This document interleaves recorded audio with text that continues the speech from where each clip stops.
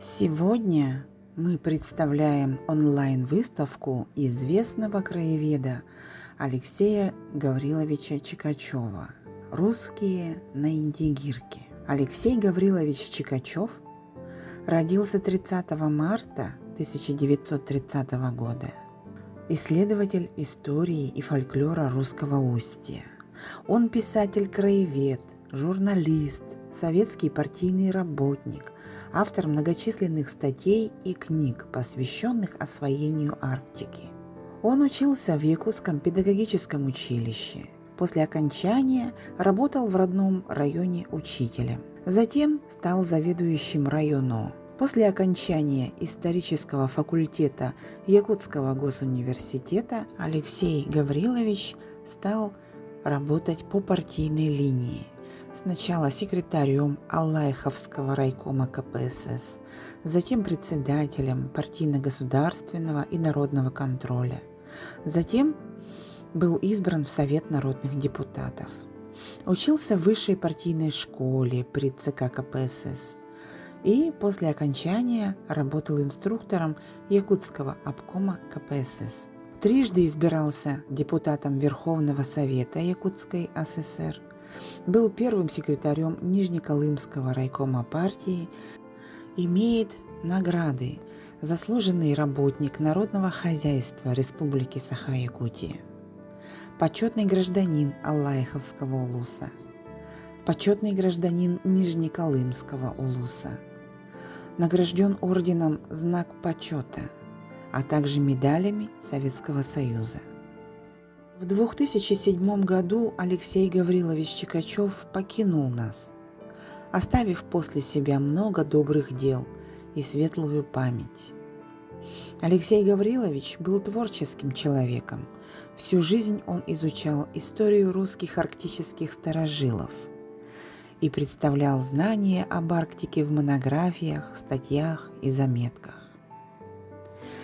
Наш уважаемый Игорь Алексеевич подарил Музею музыки и фольклора библиотеку и рукописи своего отца, знаменитого подвижника в деле сохранения, изучения и пропаганды истории, языка и фольклора русских арктических старожилов.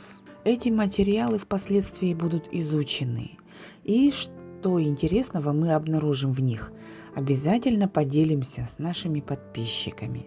Будучи сам из Русского Устья, Алексей Гаврилович с юности обращал внимание на детали быта, рассказы о старине, легенды и другой устный фольклор.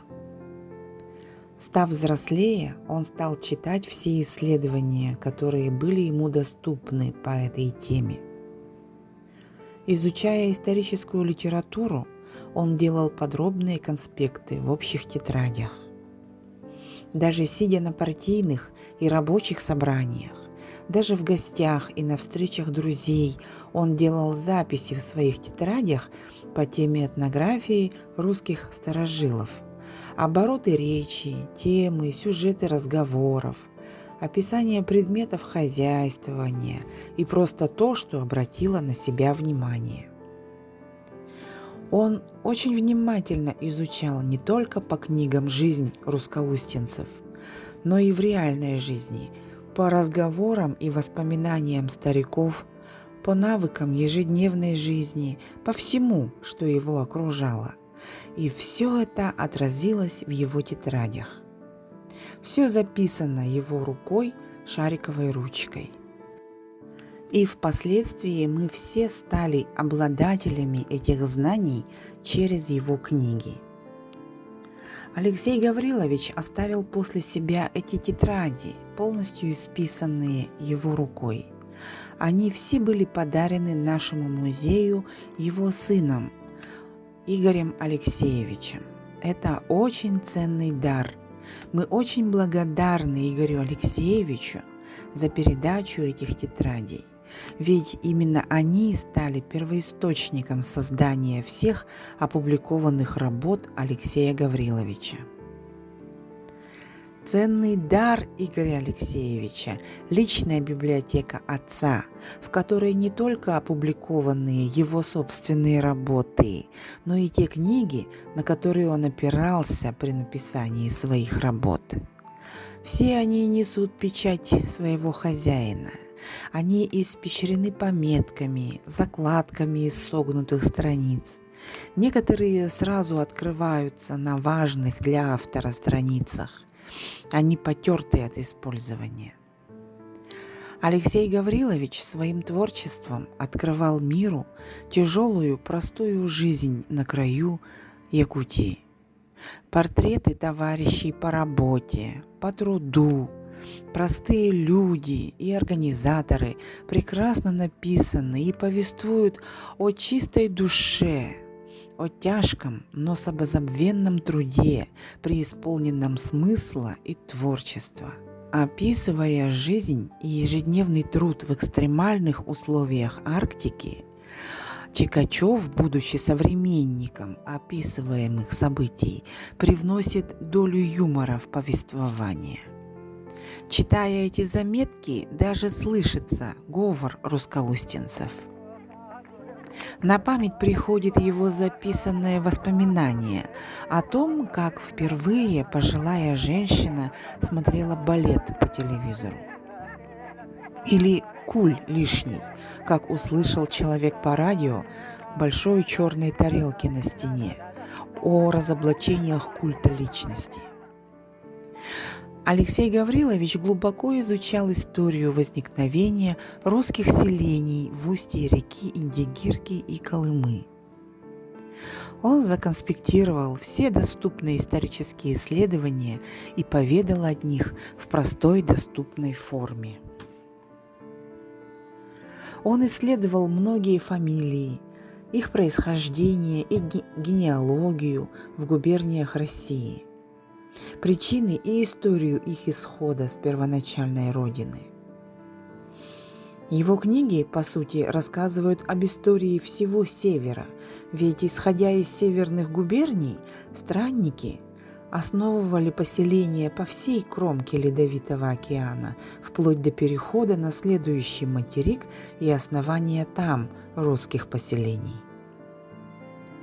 Своими руками освоив ездовое собаководство, традиционное ремесло русских старожилов, Алексей Гаврилович написал об этом книгу. Это исследование очень важно сейчас, когда все традиционные промыслы пришли в глубокий упадок и уже практически ушли в прошлое, уступив место цивилизации и технологиям. Наши потомки будущих поколений смогут составить свое представление об этом промысле, прочитав эту книгу. Собаководство было промыслом оседло проживающих на постоянных местах русских поселений, потому что оленеводство требовало кочевого образа жизни. Нарты оленные, венские, венкийские, самоедские и нарты собачьи, чукотские, эвенские, русские. Целый список специфической информации открывается читателю, пусть даже далекому от этой темы. Легенды и исторические предания, былины и сказки русских старожилов, сколько седой древности они хранят, и язык, русский язык времен Ивана Грозного. Эта тема исследуется крупными учеными, труды созданы и создаются, так что в скором времени и мы представим нашим посетителям, зрителям и читателям развернутый блог про фольклор русского устья.